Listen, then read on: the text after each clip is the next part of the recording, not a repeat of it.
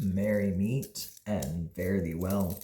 Settle in for a story with me, Astin Gaël. Thank you so much for being here today.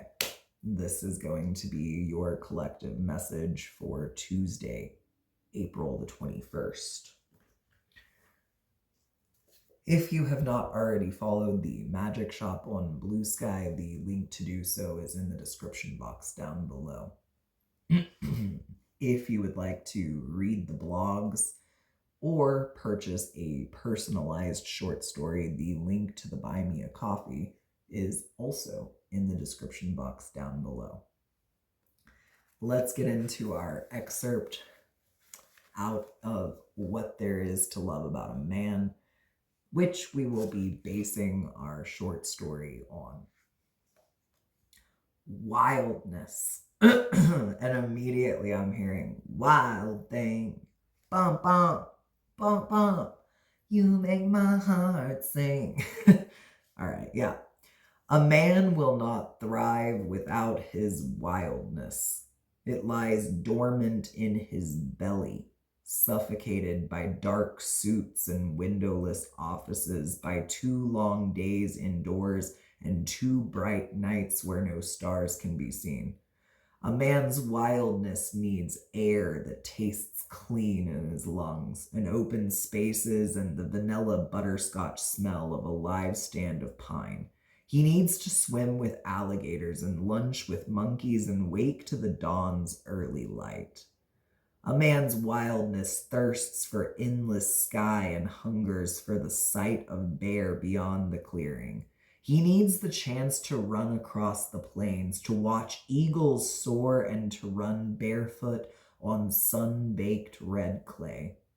A man needs the sea and a sudden squall and the knife-like sharpness of a wind-driven storm across his face. A man whose wildness is intact need not rage to be free. He needs only grit his teeth and howl with coyote and remember who he was before he became so civilized that he forgot. Forgot about his wildness, forgot how to be wild. Hell yeah. All right.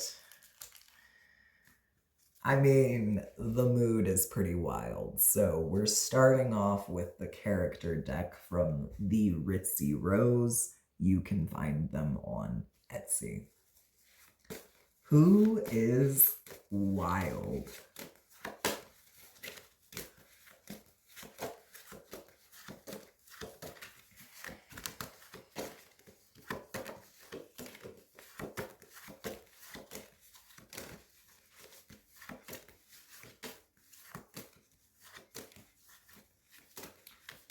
Who is wild?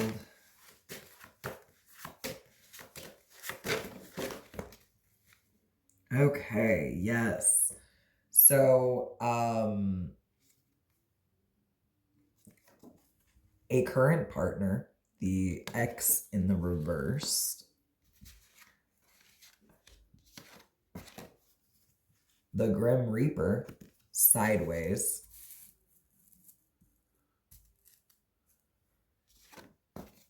and the High Priestess sideways.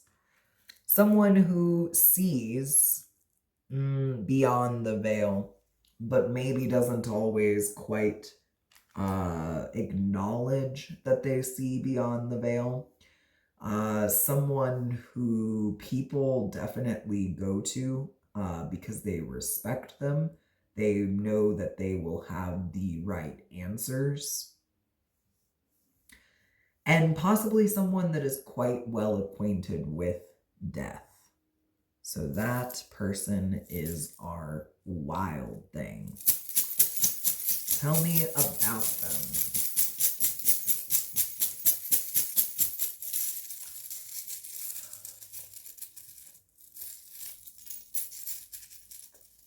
What makes them wild?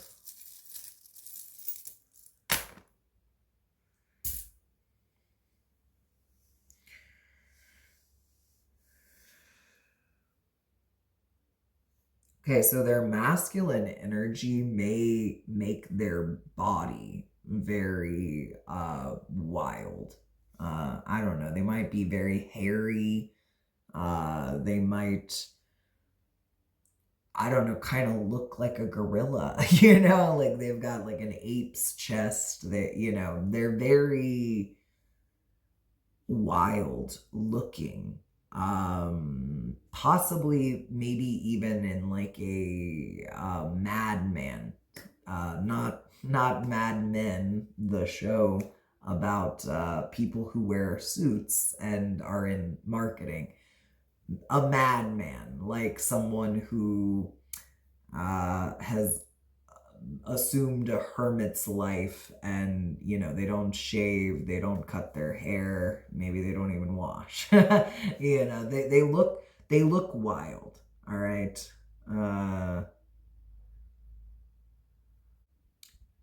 Okay.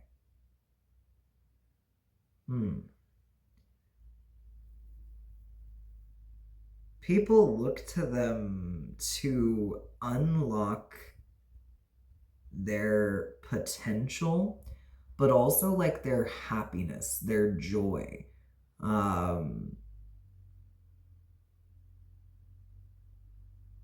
They see this person as a key.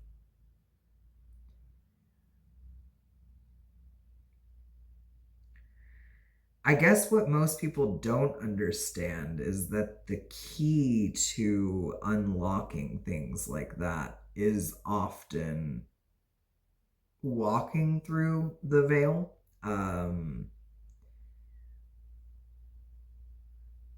think it's Inanna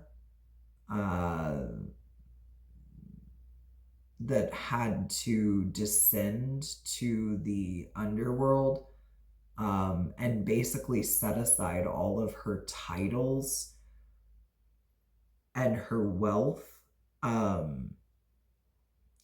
And when she emerged, she became even more powerful than she was when she entered.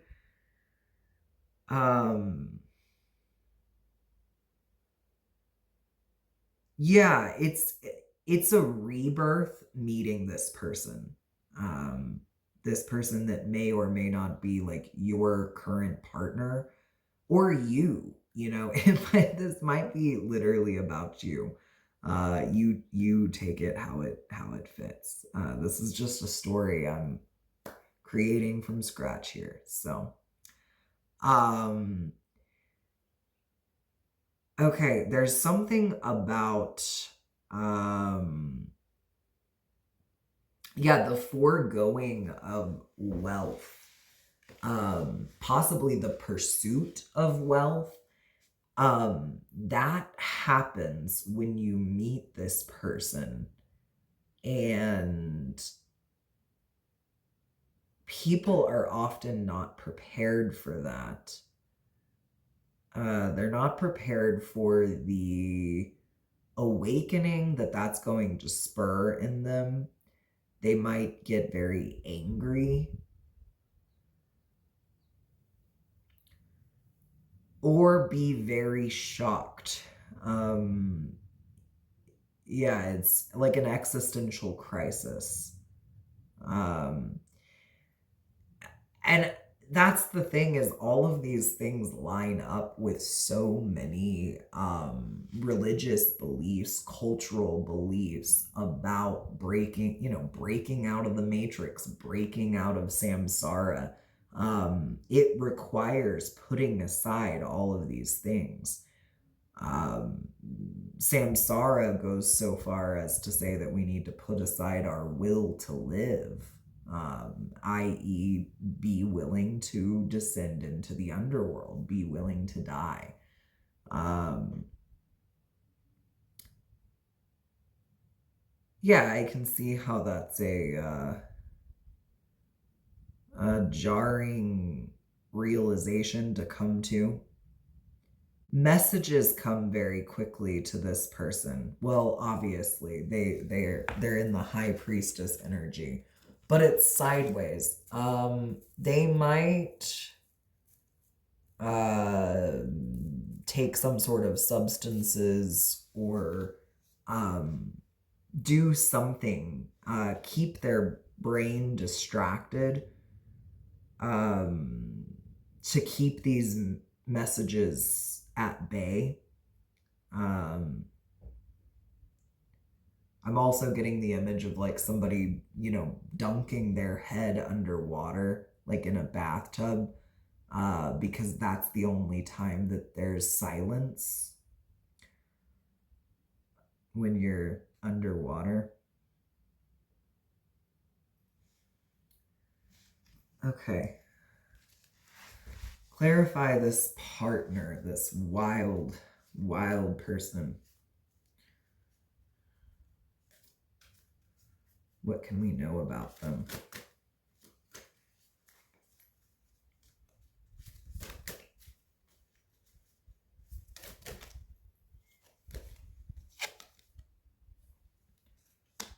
Okay.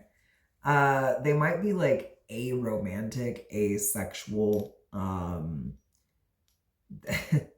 Yeah, a lot of people don't see them as very loving. Someone who regularly descends into the underworld probably isn't. Yeah. They're a very serious person. Oh goodness, look at this guy. That's great, right? Okay. So this is the 5. Gosh, I'm not sure what.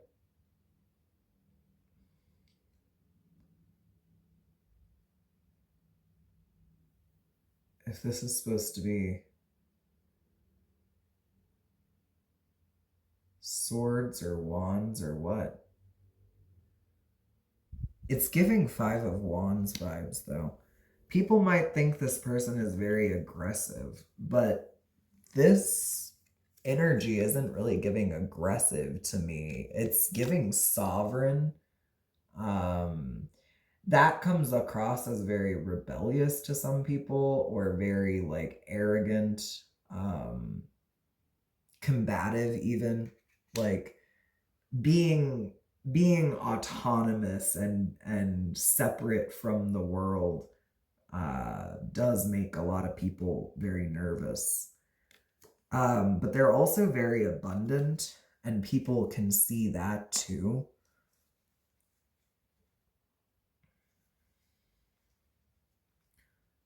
Clarify the ram.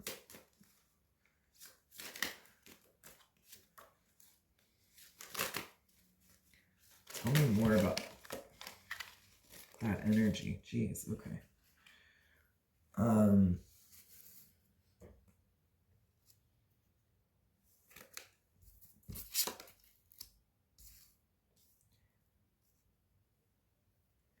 Yeah, so the combative energy is that this person asks people to strip down, similarly to how they had to, strip down, to descend into the underworld.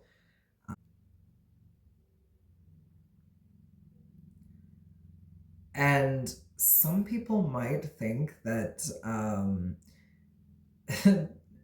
that this is like an act of worship, an act of devotion.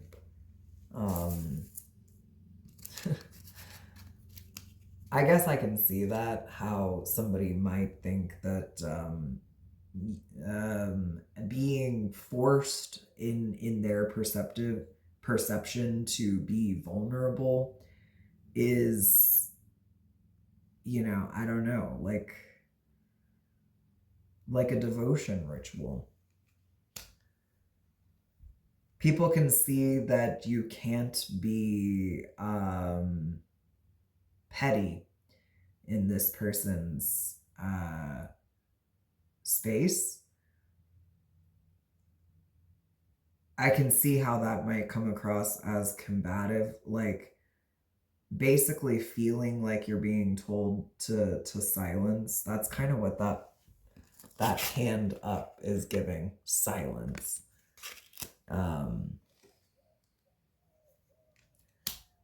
And people know that this person is not susceptible to like a bad business deal. And that they don't do bad business. That's probably why so many people come to this person for advice and why they see them as the key. Yeah, this person is both loved, respected, feared.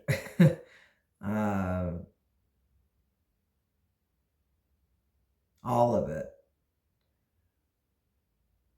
So if this is your person, congratulations. You know, you've got yourself a good one. Other people see that for sure. If this is you, you know, freaking kudos. You're doing great. And, you know, congratulations on that fantastic, wild body of yours. I'm sure that it's either A, really pleasurable to be partnered with somebody like that, or B, you know, you're one good looking son of a gun. And that's great. All right. That is all I have for you today. Until next time, be well, be you.